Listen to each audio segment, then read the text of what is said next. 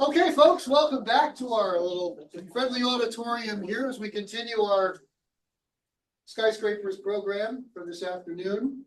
And this time we have a wonderful experience of having someone most of us know, Jeff Norwood, is going to talk about things, I guess, that go on when we're not around and in his travels. I mean, those of us who had careers and involved in sales and working with the public, there are always stories of the human condition that stick with us. And I'm hoping you'll share a few of those with us. That's what we will. But your presence here has been a significant addition or dimension to skyscrapers. To have a vendor here that has a complete layout to round off all the junk the rest of us bring. But in any event, let's give a warm skyscraper welcome to Jeff Norwood. Always friendly faces, like this is good. It's always good to give a talk like this. So I've given this talk a couple of times. I don't know. So for those of you who's heard it the last time, I did give a piece of this talk. This is going to be the whole shebang. So in any case, the year is 2000, and Al Nadler takes me aside and says, "Jeff, you're new in this business." Not so new. We were 15 years already in business. 85. My wife and I have had this company since 1985. We're going to be celebrating 40 years this February. You're a survivor. Yeah, I'm a survivor, right? Which is really something these day and age. But for 15 years, we weren't into telescopes. I didn't know what a telescope was. Okay, and then it looked like writing was on the wall, digital was coming, and 1 hour photo was going. And my wife turned to me and said, "What are we going to do?" We paid the bills with 1 hour photo. I mean, that's everything. It was going to be gone. We knew it. So Meade came to us and said, "You should sell this stuff." I said, "Tell me what it is. I've never even heard of it. I don't really know anything about this." So I was bit by the bug big time. Big time. And by the year 2000, we were really full into it. So back to Al Nadler. Al comes and tells me, "Listen, you want to make a name for yourself in this business, a key ingredient is going to star parties. You got to get out there, you got to meet people, they got to get to know you, and when they know you and love you, they're going to send you to everybody else around." And that, I'm happy to say, has worked here. And I love coming back here to skyscrapers every time because so many of you people buy from me all year round. And they always come up and they say, "Oh, did you do okay? Did you do okay? I wanted to make sure you did all right." It's not about that. It's not about that. In any case, Al said, "Go out on the road." So we start checking it out. We're not too bright. All right. We work amazingly hard, my wife and I. But when it comes to making decisions, we can sometimes make some wrong decisions. So we say, "Absolutely, we got to do this." "Well, when's the first star party?" Because she wants to do everything today. Got to happen today. So I said, "Well, there's one in Oregon." Yeah. And me, it never occurred to me that there might be logistical problems with going to one in Oregon. 4,000 feet up and dry desert. And all you've got is rocks to eat. I mean, that's all it was. And we did. Our first star party was Oregon. We went there practically naked because everything in the suitcase was merchandise. We had, in those days, it was a lot easier, 75 pounds each bag, and you could take a Jagunda bag and you could take 2 of them each. So there we were with 4 Jagunda bags of merchandise. And a couple of t-shirts and a couple of pairs of underwear. That was it. That was it. And we went up there to the high desert, and you'll see some pictures of that. So, getting to this talk now. My little informal memoir, okay? We started in 2001, going to star parties. And we did it for 24 years, traveling the country, having the times of our life. Absolutely incredible. And I want to share, this is going to take two different kinds of things here. It's a survey of star parties for you to understand which ones are worth it and which ones are not, in my humble opinion. And the other thing is to show you how dumb we are. Okay, so kind of the both things here. So I start off, and the last time I gave a portion of this talk, I spoke mostly about East Coast star parties. And probably the best East Coast star party that I can think of in all of time is the Winter Star Party in Florida. If you haven't experienced it, you gotta put it on your bucket list. It's definitely worth it. Is it dark? No.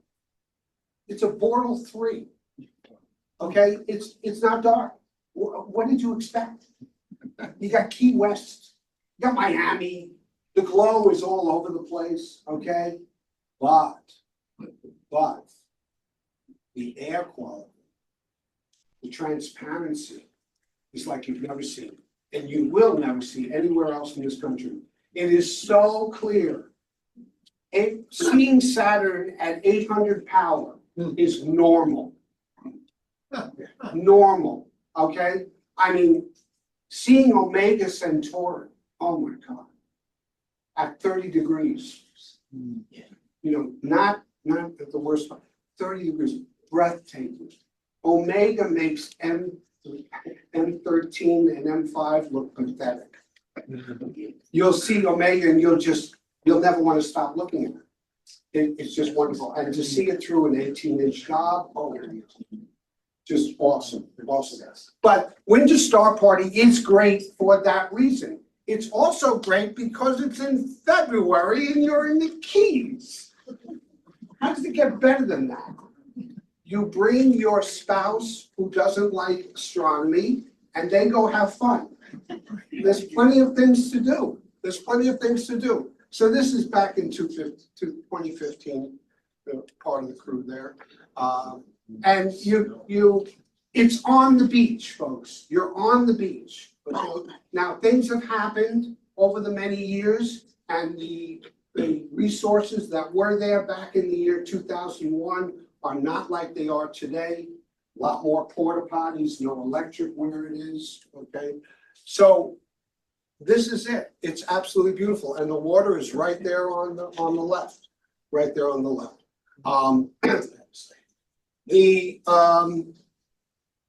The hurricane hit it really bad and took out everything. They had bathrooms there, they had bunks there, they had places you could, otherwise you'd be tenting, okay? Of course, you have hotels all over the place, okay, up and down the Keys, and it's a short ride. But right now, it's usually held in a Girl Scout camp, Camp Wasumke, okay? Right now, that Girl Scout camp has still not been built up since the hurricane. And so there is no electric there now. If you go there, you can bring a quiet generator to run during the day to recharge, okay?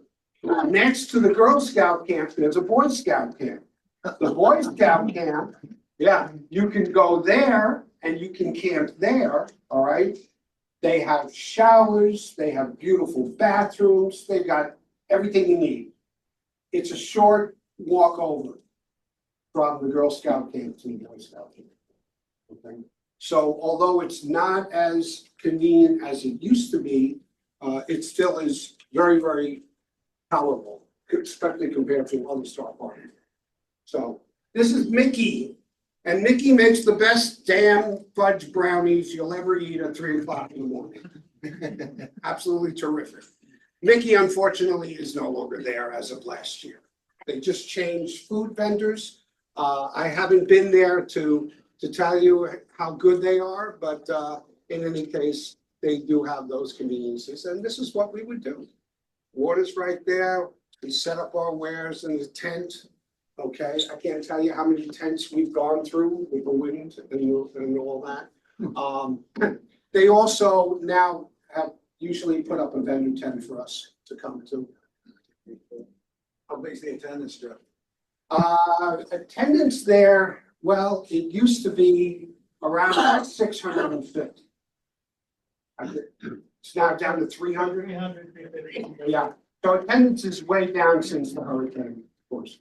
But it used to be around 650, yeah, exactly. What happened during the pandemic? Closed. They shut down 1 year, I forget which year it was.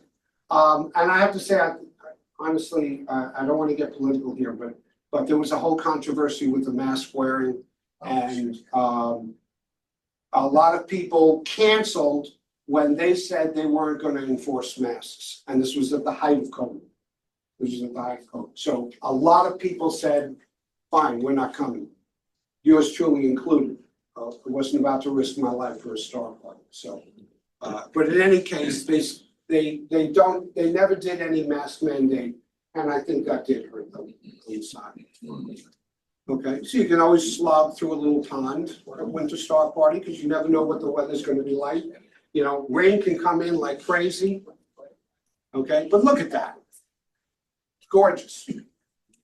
Absolutely marvelous, okay? This is all filled in when the winter star party's going. Sure. Winter Star Party runs a week, starts on a Monday, runs through to Sunday morning. You're out of there by Sunday morning. So it's a good week's time. Monday morning, you line up outside the gate. And I think by noon, they let the gate open, you go in and you make your mark on your territory to squeeze in wherever. And of course, the staff gets first pick because they're already in there, so they take some of the really, really good spots. But there are plenty of good spots here. And now actually the area is bigger because now people can stay on the boys' camp or the girls' camp. There we are. My wife is the best Tetris player on the planet. What? What's her name? Greta, she's right in the back underneath the moon. Yeah, so there she is, and she packs it, and I tell you, there's not an air pocket in there. It'd suffocate if I close the door within seconds. Okay, that's number one. Number two, you'll also notice, some of you engineers, that I have a single axle because life is worth the risk here. I have a single axle and I can't count how many axles I replaced. So we always pushed way too much. If it had a capacity of 3,000 pounds, we were never below 5. Never. So, and yet I said, I'm okay, but we got the stuff, but boy, it was, but yeah. So with that was packed, that's a 6x8 trailer. I still have that trailer. This is the bridge going over into it. Yeah, we've spent many an afternoon broken down on the road on that bridge. We know that very well. That's why I took a picture of it. Okay. So let me give you some sense as to who you're dealing with here. Okay. Greta and I are very adventuresome. Anything goes, okay? So we go to the Winter Star Party, we enjoy the whole event and everything goes well. So we have to push the limit. So she comes over into Homestead, which is right on the mainland there, and there's the Everglades. I've never seen the Everglades. We need to go see it. I said, Greta, it's a swamp. Why do we need to go see the Everglades? He says, I want to see the Everglades. We got to see what, I hear it's absolutely gorgeous. Okay, so we drive through the Everglades. There it is, okay? And my wife looks and she says, look at that in the middle. She stopped the car. We pull over. Look at that. I wonder what's in there. And I said, me too. And she says, let's go. And I said, what are you talking about? She says, we should go there. We should walk out there and see, because that looks fabulous. So she's a maniac, I'm a maniac, and this is what we're standing in front of. Okay? And I hear that there are these things along the way called alligators and snakes and stuff like that. And I'm a wussy little Jew from New York. You know, I don't know anything from say, but she's a mountain goat. She's an Austrian Viennese woman who's adventuresome and she climbs mountains her whole life long. And she says, let's go. There it is on the right. So go through. So I went, uh-huh. So we do. And we start walking. And I get 2 feet in. And my foot goes down 3 feet. And my jeans, I think these are the original jeans, I'm not sure. My jeans are now all the way down in mud, okay, 1 foot. So I go, oh my God, right, so we're closer. But that's when, now my foot's in there, right? So I'm pulling and she's pulling and we're in the muck and we pull the foot out. And the sneaker is down there. So now, okay, I gotta get my sneaker or we're sunk, right? So I reach down all the way up to here. And I get the sneaker and I pull it out. And I realized I still had my gold wristwatch on. So this was the most expensive pair of sneakers I ever owned, okay? So that went, now that's 2 feet into the trip before we get closer. And as we get closer, we start seeing something. And I said, wow, she might be right. This is kind of cool. Look at that. I've never seen anything else. And you see that, right? And then we get to that oasis. And we go in, and this is what we see. Stop worrying about the alligators, Jeff. Don't worry. Don't worry. Well, what's that? What's this? Look at this. Wild orchids everywhere. Wild orchids. There she is. Video camera in hand. That was strangling me at the time. Is that a snake? What is that? I said to her, screaming, I said, "That's a snake." She said, "No, it's not a snake. Don't worry about it." Yeah, right. Look at her foot. Nice. Back to keys. Wonderful. So we took this side adventure. That was the greatest. I told this story at a star party once, and in a very, very small setting. And one of the guys, Gary Boyer, who's unfortunately not with us anymore, he came to me with the star party afterwards the next year with a piece of sculpture outlining the story that I just told you. And he had put in nails, you bang nails and you have bolts in you. I still have it in my office. It's a great, great memory. It's one of the memories. Second best star party, I think, in the East Coast, Black Forest, Cherry Springs. Close by. Many of you, I'm sure, have gone there. Yes? How many have been to? Right? Right? It is worth the trip. It is worth the trip. It's a dark sky site in Pennsylvania, in the middle of Pennsylvania, of course, where there is nothing. The biggest town is Countersport. It's 11 miles away. However, it's Bortle 3. It's not a Bortle 1 or anything like that, not that extreme, but it is gorgeous. And Milky Way is brilliant, and it causes a shadow when you walk, for sure. So it is a very convenient place because it has power throughout the field, electric. You'll pay $15 for a camping fee if you can't. Otherwise, you can park outside across the street in the parking lot and go to the hotel.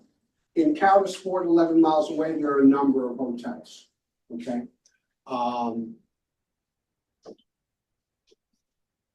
Yeah, they also have nice bathrooms, not just porta potties, but nice bathrooms. And down the road a little bit, you can go and use the showers that they have for a small fee, okay? So wonderful, wonderful event.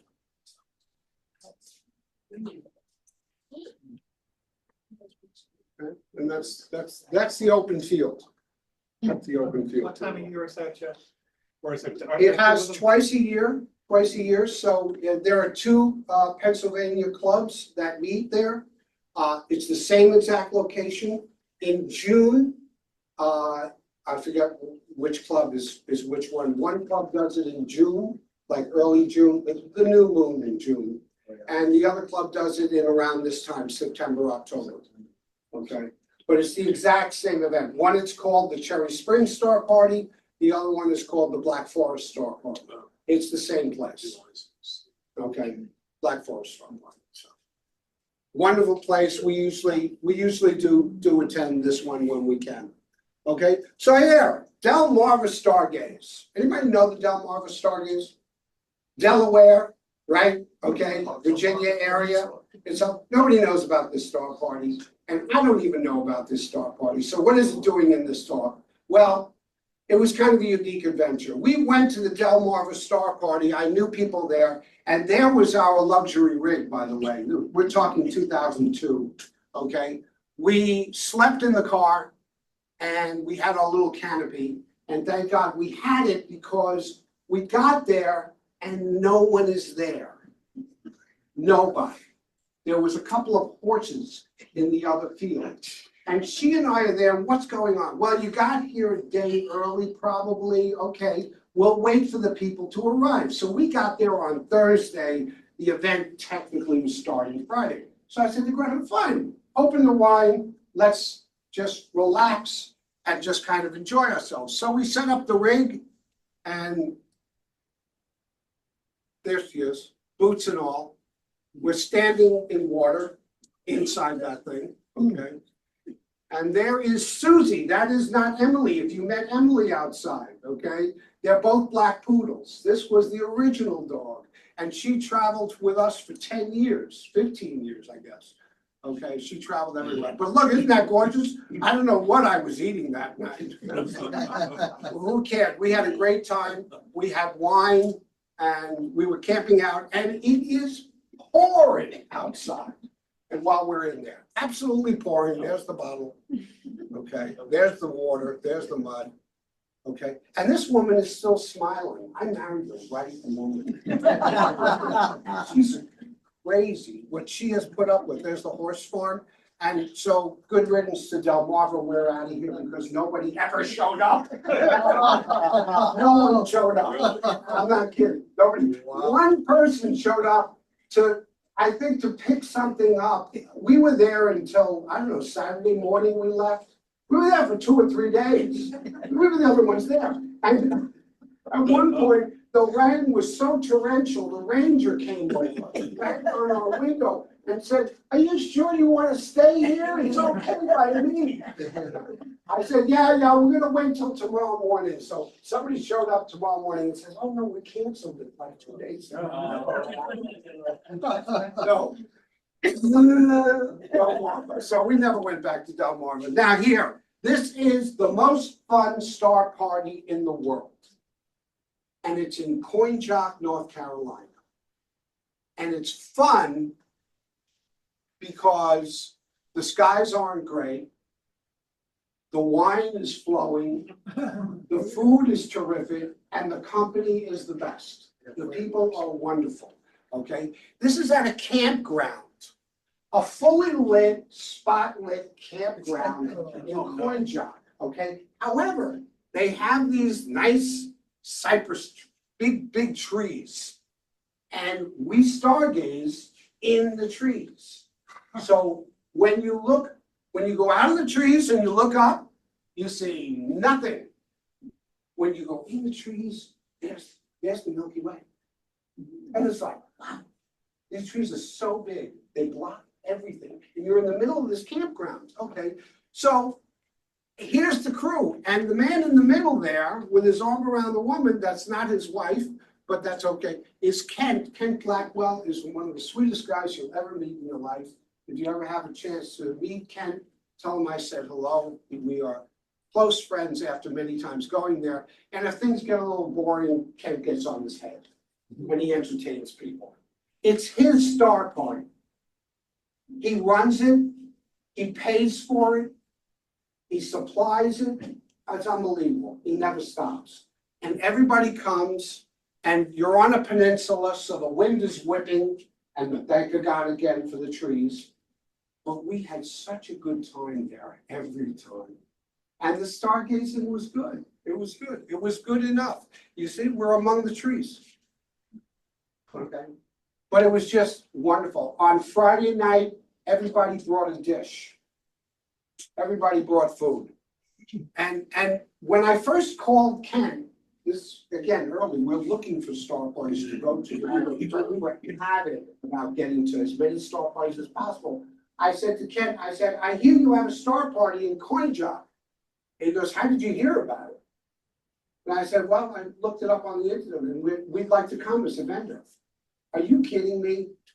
He says to me. He says, you don't want to come with me. I said, why? There's only 60 of us. I said, well, listen, you're on the way. So is it okay if we stop by? So he says, yeah, we'd love to have you. So I set up the whole rig. I set up the whole thing and they're like blown away by it. They adore us for coming. And per capita, we did more business at that star party than I do at Winter Star Party any year. Crazy. I think they felt sorry for us. Whoop. Just gonna meet somebody. There's Ken. There's Ken. And he serves the food. This guy never stops. You can see he's wiry, right? He's got all the energy in the world. He puts out white frosted donuts and calls them cocaine donuts.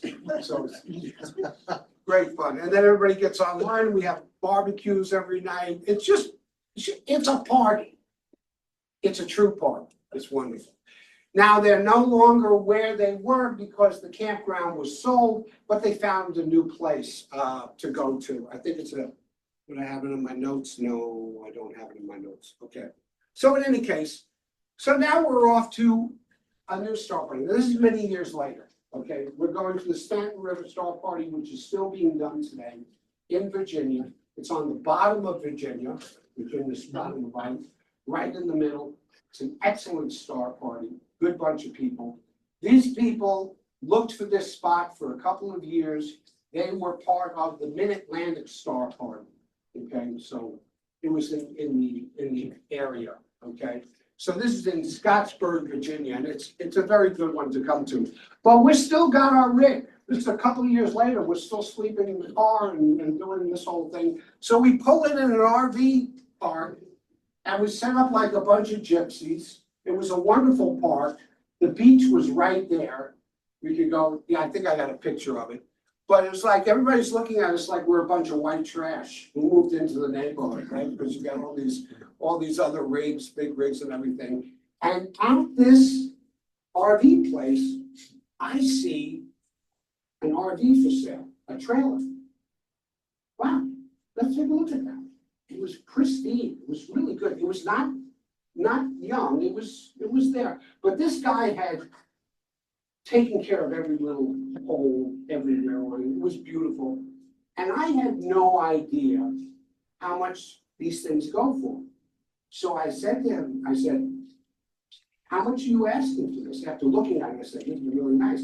He says, well, it's really worth 8, but I'll take 4.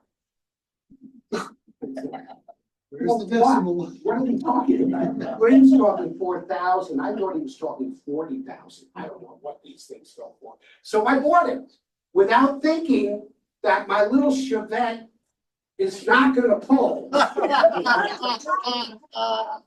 thing, and I didn't realize that till I got home. And I went, and the guy looks at me and said, you can't pull that thing with a Chevette. You're lucky that thing is still driving, okay?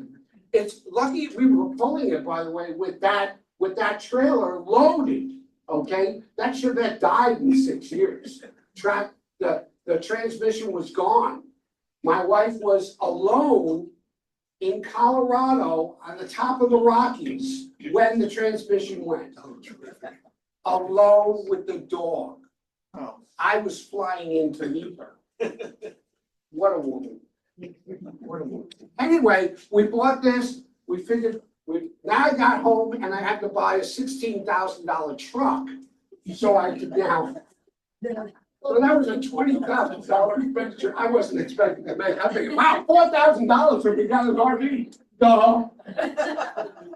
There's the beach, it was right there, it was so nice, it was so nice. And that's Susie, yes, with the Hitler mustache. Staten River, Chaos, that's Chapel Hill, that's the one we were talking about. You see the little red dot, that's where it is. A great star party, I would recommend it highly, it's not too far away. Okay, Green Bank, the National Radio Observatory is a great place to visit. I mean, maybe you only want to go there, you only need to go there once to see everything there, it's wonderful. You have absolutely no cell service, that's fair, you can't use your cell phone, of course, because the radio, but that's a fascinating place, this is still going on, okay? And I would say if you can attend it during the star party, it's 2 for the price of 1, visiting that. It is a challenge getting to anywhere going in West Virginia is going to be a challenge, okay? And we've bought a number of sets of brakes over the years, going to them. Yeah. The roads are in good shape. Yeah, the roads are in good shape, yeah, they're not bad, but in any case, that's still good. To this day, if you ask my wife, honey, what star party would you like to go to? Because I'm getting there, 68, I can't go to every star party. We used to go to 25 star parties a year. Right? And we did that because we went and planned in sequence. It was new moon during the week. It was 1 star party on this weekend, another one on the next weekend, and on the way home, we'll hit that one for a quarter moon. So it was always planning it that way, and we'd fit it all in. So I asked her, what's the one that you'd really love to go to? The most difficult star party to get to is the one she wants to go to, the Texas Star Party. Okay. And to this day, she still wants to go there, she says to me. Okay, so maybe we'll go back. We haven't been back in quite a while. It's in Fort Davis, which, as you may know, is 1 town, 1 street.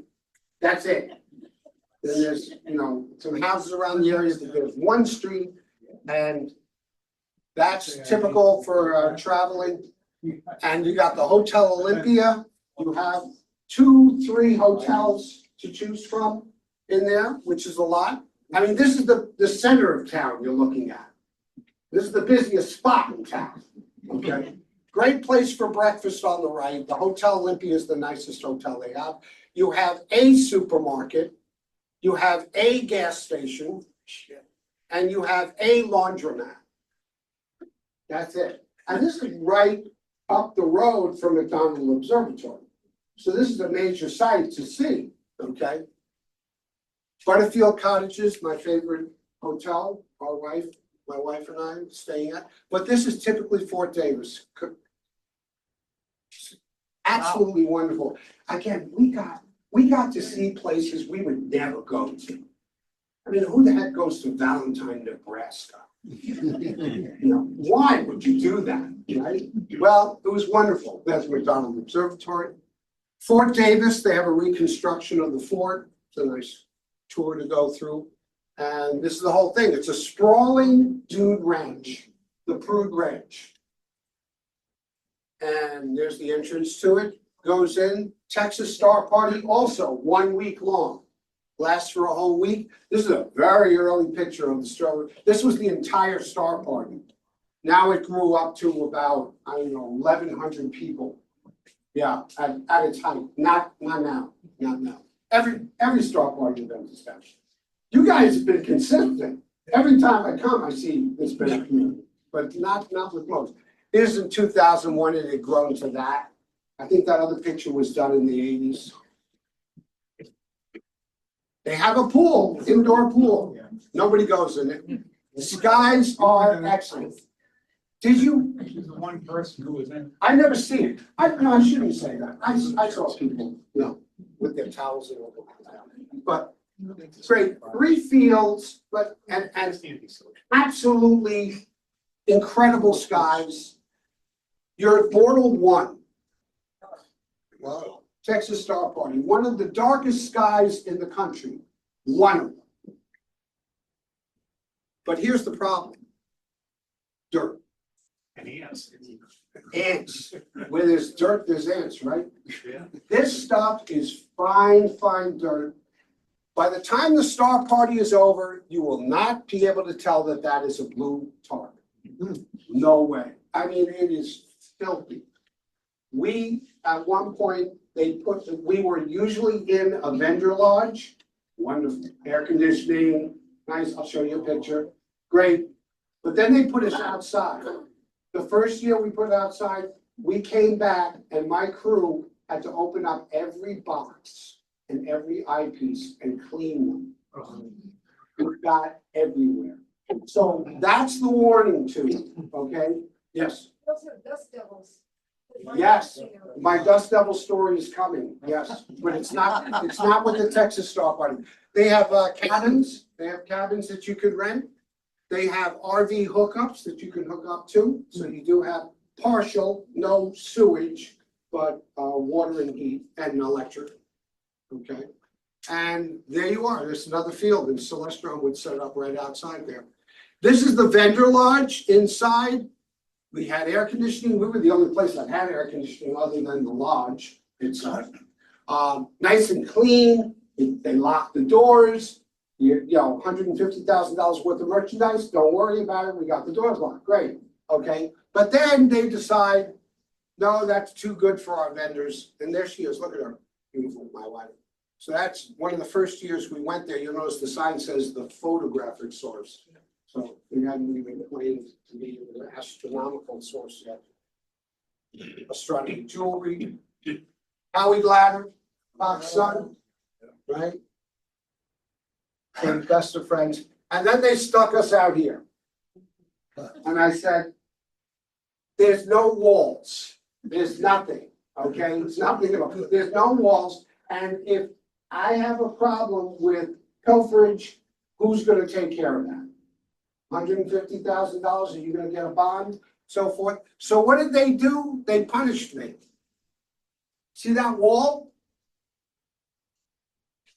I'm behind the wall. They locked me in, they put a door, people didn't even know I was out there. Bastards. So I was like, I mean, they didn't do it on purpose, but they're trying to accommodate me. They say, oh, you can't go into the lodge, can't go into the lodge. I don't know about that, but anyway, we had a big fight over it. Anyway, they built this wall, they even alarmed it, they tried anything to get me to come back. It was horrible. I had to take half my merchandise. The merchandise that you see there on the, oh, what'd I do? Okay, the merchandise you see on the wall here, I had to pull out some of the tables to let people know I'm in there. Nobody knew I was there. Anyway, that's it. That's the closet that I was in. So that was the last time I went. No, it's okay. There's a pointer in the middle button. Yeah, I would hit the wall, but I don't. So we left, so this 1 year we leave the Star Party, we go to Amarillo, Texas. And of course, we break down that old beast. We break down there and we're stuck in the middle of nowhere. We're trying to get to Oregon at this point to move on. So we go to the best hotel available. No tell. Yes, a fire had occurred the week before. And not only was that a great thing, but the pool was, they had a pool. It wasn't a very good pool. Yeah, it sort of looks like the Keys, yeah. Okay, and then for dinner, Taiwan cuisine, why not? Absolutely, Bangkok cuisine, okay? One of the worst meals we've ever had. So this has turned into a nightmare. So most people would say, bag this, let's go home, right? So we go Oregon to Oregon, we're gonna run to Oregon. But we stop at Okie-Tex now. Okie-Tex. The best Star Party in the country. No question. Makes Texas look bright. All right, we're talking real boring one. I mean, I've never seen anything like it. It's heart-stopping. It is well worth the trip, and it's a long, arduous trip. The best way I can tell you to get in is to take a flight in to Texas and then travel all the way in the panhandle, almost to New Mexico. Nowhere. It's in the middle of nowhere, okay? That's it. That's it. The people there can't do enough for you. They are the nicest, and I don't care if you're a vendor or you're an attendee, they just, anything goes. They do have electric there. They do have a food kitchen there. It was nice people to do. They have, of course, pink flamingos up on the cliff. Okay, just Whoa. breathtaking. I have never seen a darker sky. I've never seen a darker. So I tell you, it is tough to get there. It is well worth the trip. Okay, and it usually lasts for a week, I'm pretty sure. All right, so we go to Oregon Star Party, and like I mentioned, it was Mount Hood. Oregon Star Party, traveling up 4,000 feet, we come across wild horses. Portal One sky. Portal One sky in Oregon, okay? Look at reflection in the mirror. Yeah. Yeah. Isn't that something? Isn't that something? It's just breathtaking. The difficulty with Oregon, you're up 4,000 feet, and it's a high plateau desert. You have to bring everything with you. There's no water, there's nothing, there's no electric. You can't even pitch a tent. It's granite. Oh. It's like granite. I mean, what we did was, we heard about it and we rented a tent. Well, of course, we flew in. There's our merchandise. This is an early one. This may even be 2001. This may even be 2001. Because all that fit into 4 pieces of luggage. Yeah. And the ground is, there's not a piece of vegetation on it. And they slam it in with big hammers, and you don't want to try and pitch a tent in this. Not at all, okay? I'd still say it's worth it. The skies were amazing. Skies were absolutely amazing. And that's it, there's nothing. Now, the problem really right now for Oregon is that it's surrounded by all those That's pretty fires. sterile though. So right now, they closed down, they canceled last year's event completely. They canceled last year's event. Okay. Yeah, it's better. RTMC doesn't exist anymore. Riverside Telescope Makers Conference. Up 7,000 feet in the San Bernardino Mountains in California. Now you realize I've mentioned West Coast quite a few times here, Oregon and so forth, and I'm going to mention Washington State. We didn't go there all together. We did this 3 times a year, cross country, to come to these. So RTMC in 2008, the road trip from hell, we're going to call it, because we get to the Continental Divide. And on the top of the Continental Divide, there's this sign there, which I have to take a picture of. And our axle in our new RV breaks. Okay? So we're stuck, and there's nothing up there except this wonderful Indian market that sells beads and fireworks. That's it. Okay? And we're stuck there for 3 days because the guy had to make the axle and weld it. And to this day, I bless this man. I got a picture of him. But look how happy she is. Was she crazy? I can tell you, she was really happy like that. There's no woman that I could find to do this kind of stupid stuff. But she did. And look, she's about to kiss him. This is the man. And he said, okay, he says, I'm gonna take off the axle, I'll bring it back, I'll work on it tomorrow, and I'll come back the next morning.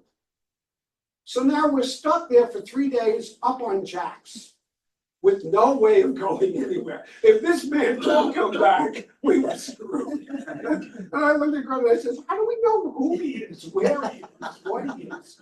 But he came back. He came back with the axle and he popped it on there and we were on our way.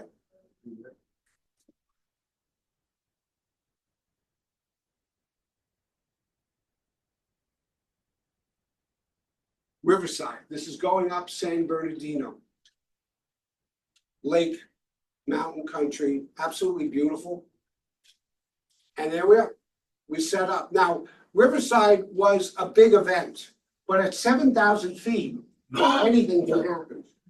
So snow in one day and blazing heat the next day, very common. So you had to be prepared for that, and we were. And it snowed inside our tent.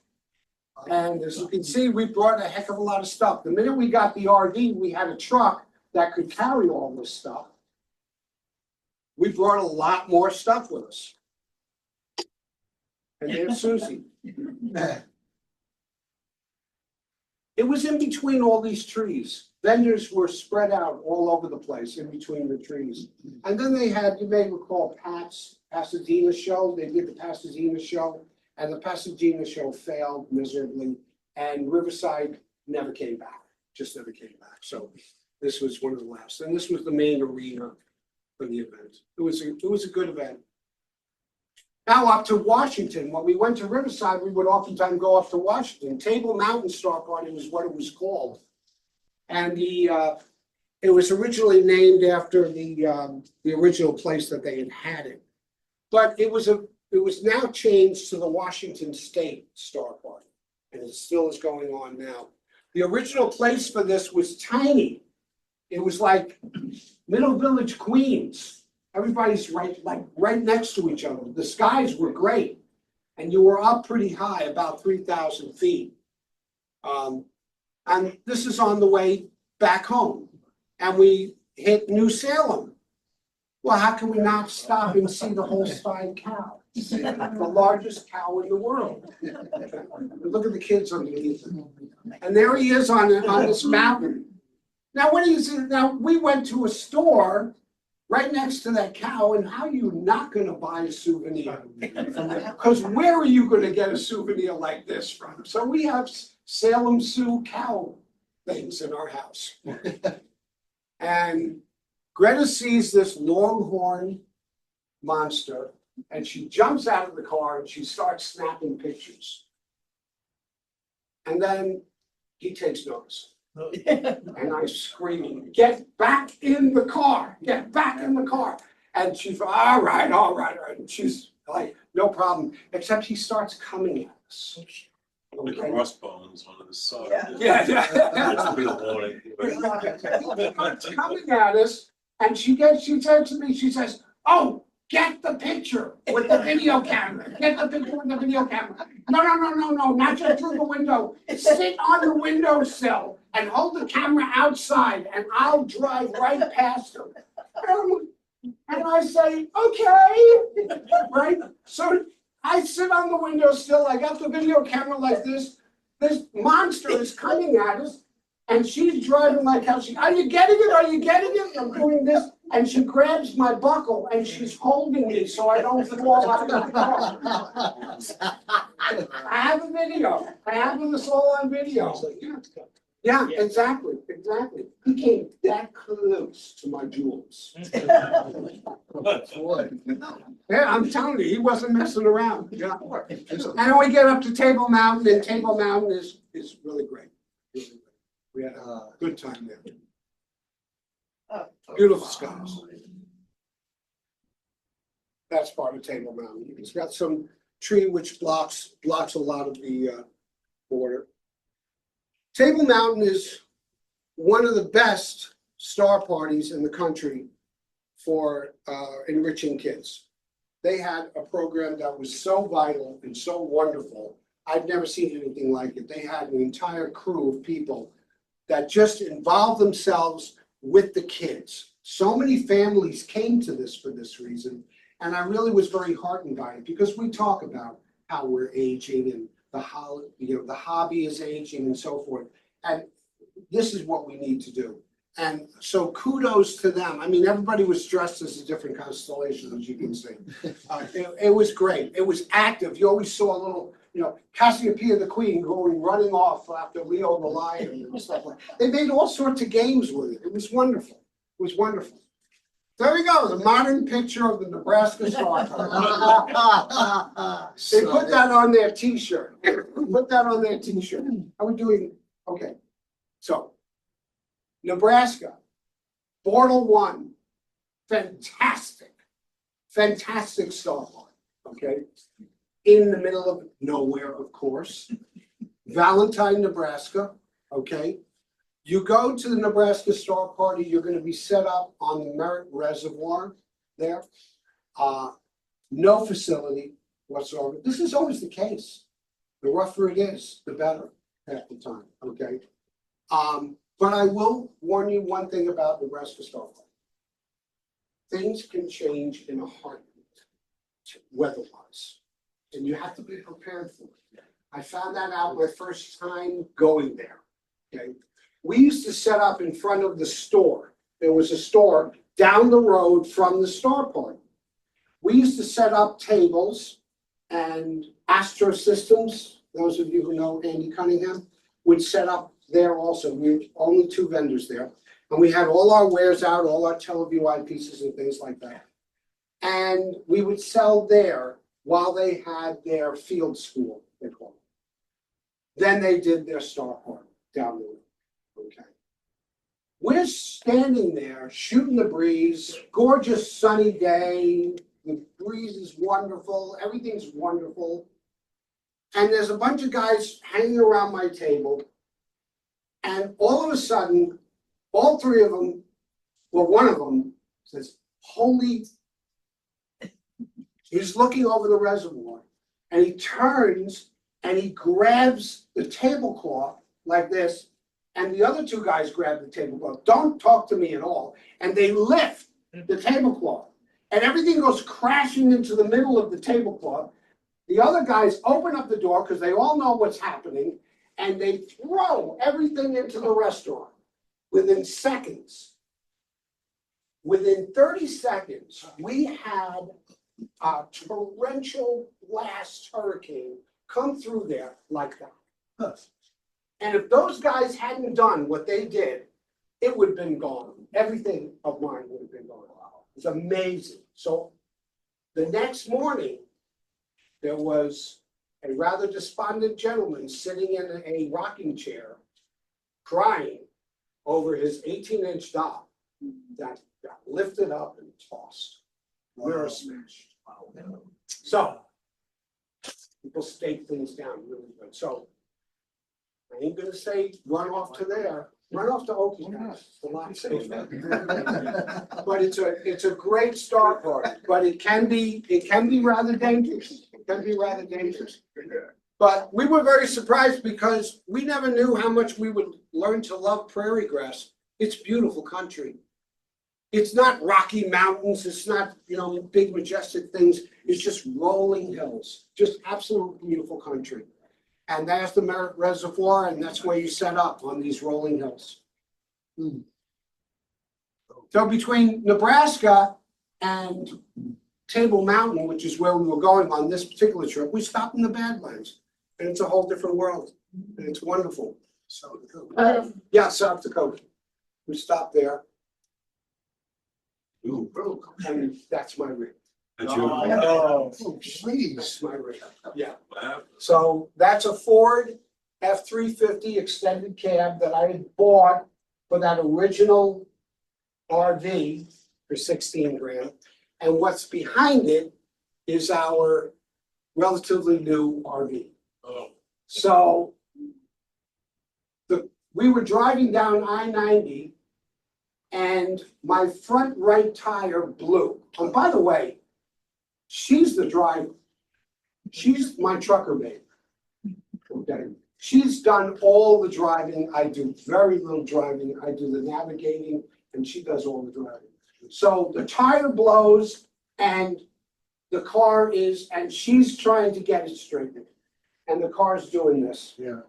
And the back end is doing this in the other direction. And it keeps going until the right tire that blew touches the grass and it acts as a pivot and the whole rig goes 180 this way. So now we're looking down I-90 the wrong way, okay? And we roll into a ditch. The truck rolled first, it turned the whole hitch into a twist of metal, like a corkscrew, and the RV, everything went over. Okay, everything went over. The RV, of course, these RVs are made of nothing. Yeah. So it was gone. It was a flatbed.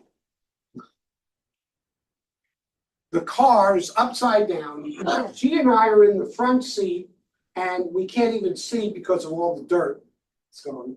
And little Susie is licking her face, jumping up. Now we're hanging from the seatbelts. So I managed to get my seatbelt out. And of course, my head hits the ground.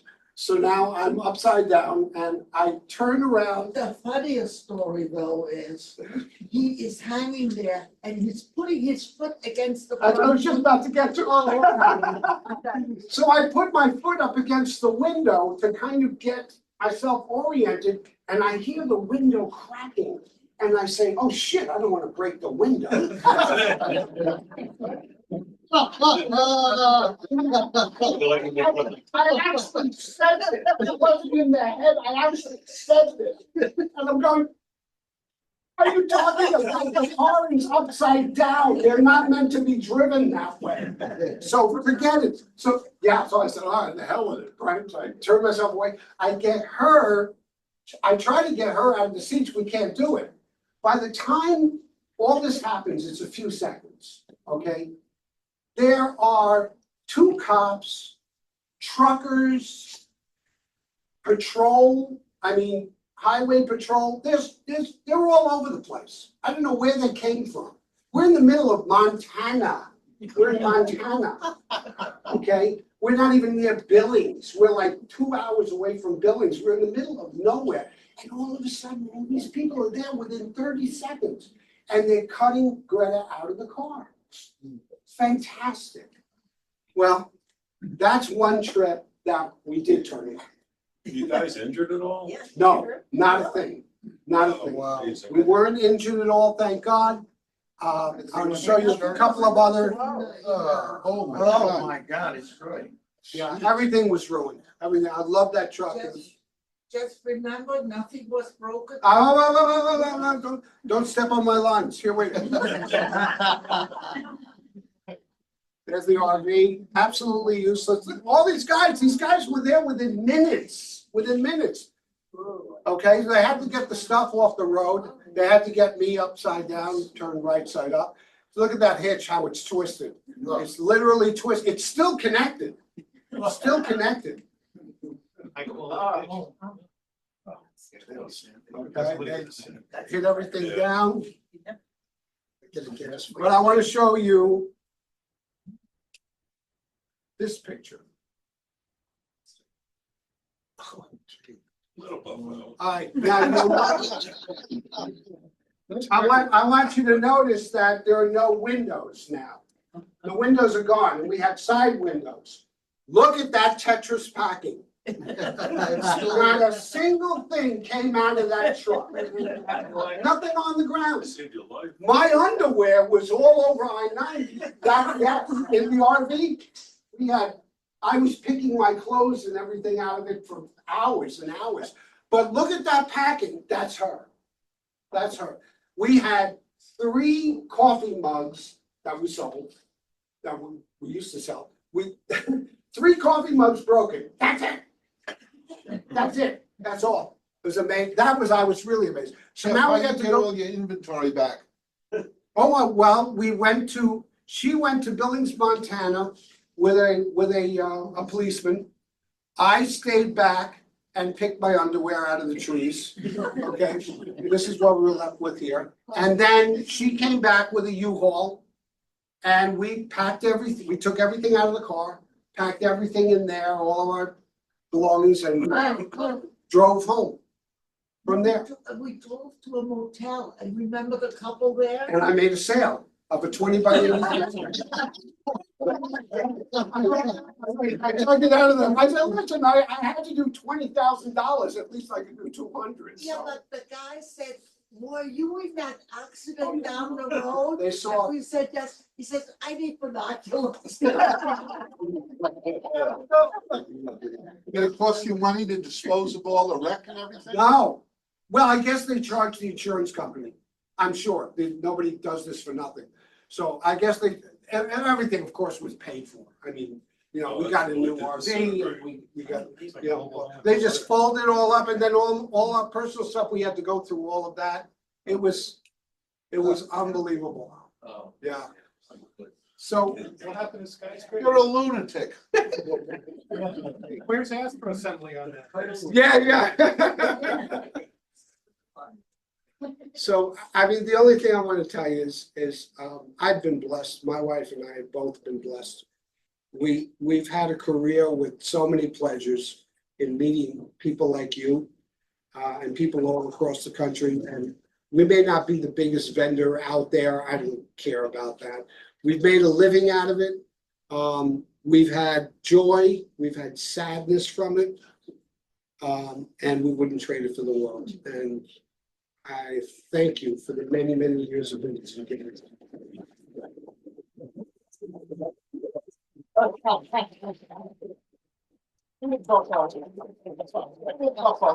Yeah, you mentioned pilferage earlier. Have you had any major problems with pilferage? None. We had two now realize 25 star parties, 24 years. You do the math. How many star parties we went to? Where we put merchandise out and we put a cover over it. That's all, okay? We had one incident where a Boy Scout stole a Barlow from me at Cherry Springs. On a bicycle. Kid, right? And then we had one large stealing at Riverside. Riverside, they actually broke into our tent and they stole a William Optics 120. So, yeah, and it took his time because what he did was I had it in a box and he took it out of the box and put the box back. So a customer that next day at around noon says, "Oh, can I see the William Optics?" And we're like, "Oh, yes, you can." And that's when we knew we had it sold. Yeah, I just want to say, you married a saint. Absolutely, she is. Yeah, yes, you probably got to take the dog out there. Yeah, you definitely made the right decision. Oh, I stepped in it when I. Now, to show you, our families go back further in the photography business. We know each other that way. She was not my wife when we went into business together. We were friends and we joined together to start this company. My father was in the camera business and her brother-in-law was in the camera business and they were partners, so figure it out. But in any case, we met that way. She was married, I was married. I became best of friends with her late husband. But when he passed, I was divorced by that time. When he passed, we fell in love. So, yeah, and I finally made an honest woman out of her because I married her only 6 years ago. We've been living since for about 20 years. Can I just give Jeff and Greta a plug? If you haven't done business with them, they're absolutely incredible to deal with. I remember one time I called and ordered it was an Ethos eyepiece, it was $900. He said, I'll send it out. I said, I'll send you a check. I got the eyepiece before I even sent him the check. Great people to deal with. You're lucky Dan sent the check. Now I know better.